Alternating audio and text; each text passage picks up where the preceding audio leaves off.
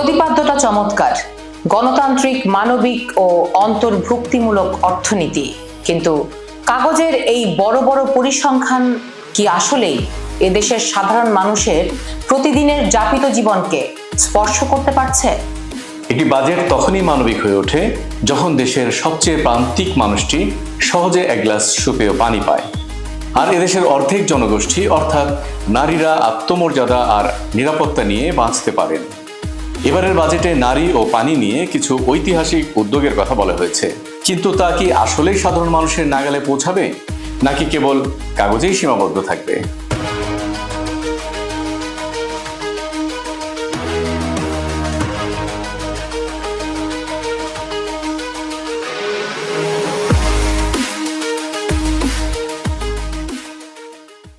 চমৎকার একটি পয়েন্ট তুলেছ তুমি। আমাদের উচ্চ আদালত কিন্তু ঐতিহাসিক এক রায়ে স্পষ্ট জানিয়ে দিয়েছেন, নিরাপদ পানি পাওয়ার অধিকার সংবিধান অনুযায়ী মানুষের বেঁচে থাকার মৌলিক অধিকারের অংশ।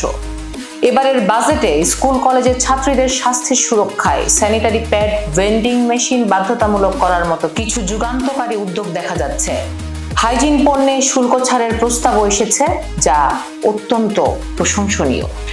উদ্যোগগুলিও দারুণ, কিন্তু মুদ্রার অপিটটাও আমাদের দেখতে হবে। বাজেট বিশেষজ্ঞ ও নারী উদ্যোক্তাদের মতে এই বাজেটের সবচেয়ে বড় দুর্বলতা হলো বাস্তবায়নের ঘাটতি। আমাদের এখানে প্রতি বছরই জুন শেষে তড়িঘড়ি করে এডিপি বা বার্ষিক উন্নয়ন কর্মসূচির টাকা খরচের এক উন্মাদনা দেখা যায়, যা কাজের গুণগত মান নষ্ট করে। শুধু তাই নয়, ক্ষুদ্র ও মাঝারি নারী উদ্যোক্তাদের জন্য বাজেটে সুযোগ সুবিধার ঘোষণা থাকলেও মাঠ পর্যায়ে জামানত মুক্ত ঋণ পাওয়া এখনো এক দুঃস্বপ্নের মতন। প্রশাসনিক জটিলতা আর ব্যাংকগুলোর অনীহার কারণে তৃণমূলের উদ্যোক্তারা সুবিধা থেকে বঞ্চিতই বেশি থেকে যাচ্ছেন। আর অন্যদিকে উপকূলীয় লবণাক্ত অঞ্চলে সুপেয় পানির সংকট আজ জীবন মরণের প্রশ্ন হয়ে দাঁড়িয়েছে।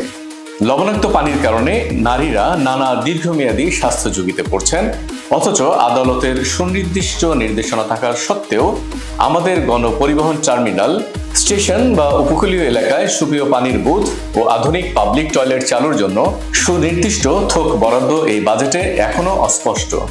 একদম ঠিক বলেছ। তবে তার উপর দেশের সাধারণ মানুষের ঘাড়ে এখন বড় বোঝা মূল্যস্ফীতি আর দ্রব্যমূল্যের ঊর্ধ্বগতি। অর্থনীতিতে যদি স্বচ্ছতা ও জবাবদিহি নিশ্চিত না করা যায়, তবে এই 9,38,000 কোটি টাকার বাজেট সাধারণ মানুষের জন্য স্বস্তি তো নয়, বরং ঋণের বোঝাই বাড়াবে। তাই দিন শেষে প্রশ্নটা কিন্তু থেকেই যায়, আমরা কি শুধুই বাজেটের বিশাল আকার দেখে খুশি থাকব, নাকি এর সঠিক বাস্তবায়ন ও জবাবদিহির দাবিতে সোচ্চার হব? কমেন্টে জানান আপনার মতামত। কানেক্ট উইথ দীপান্বিতার বাজেট বিশ্লেষণে আপনাদের সাথে ছিলাম আমি দীপ, এবং আমার সাথে ছিলেন বরাবরের মতো আফজাল হোসেন। খুব ভালো থাকুন, আবার দেখা হবে।